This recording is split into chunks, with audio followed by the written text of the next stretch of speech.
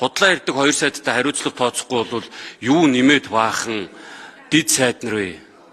Өвөрхангай аймгийн төрийн сантаа уулзлаа.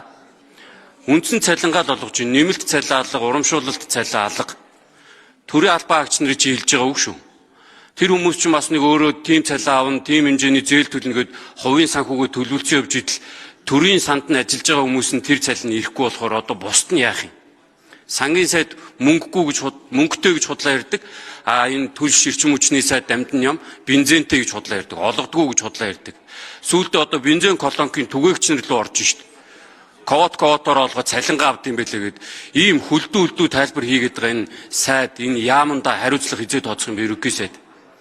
Тэр ийм буруу юм яриад байгаа сайдныхаа асуудлыг ярихгүй юм бол нэмээд дид сайд гэдэг одоо ингээд төрч уламд анхаар болоод байгааг бол ивэр хүлээж авах боломж байхгүй. Монгол улс одоо мөнгөгүй гэж зовлондоо унчаад байхад дахиад дээрээс нь юун төсөөс цалин авдаг дид сайд нарын асуудал. Өвөрхангай аймаг яг төрийн сангийнхан даргын хэлснээр бол одоо нэг 7-8 хоногийн бензиний нөөц байна.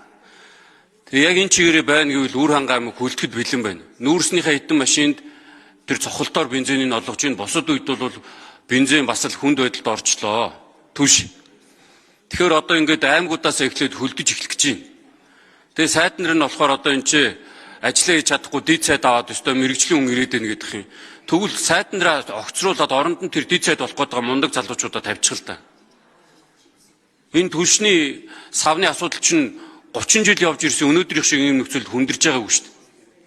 Яаж ажил хийх үү гэдэг гарц гаргалгаа шийдлээ ярихгүйгээр худлаа улс төр хийгээд гоо чадахгүй тэгэл түлшний савгүй сууж ийн үсттэй гэдэг юм ялгарсан байдалтай суугаадахын сайд нар чинь. Улсын хурлын дарга бас энэ дээр одоо зарчмаа нийлүүлээд энэ засгийг шахаж ажилламаар байна. Та улсын хурлын дарга шүү дээ. Засгийн газрын нэрийн өмнөөс ажиллахгүй байх.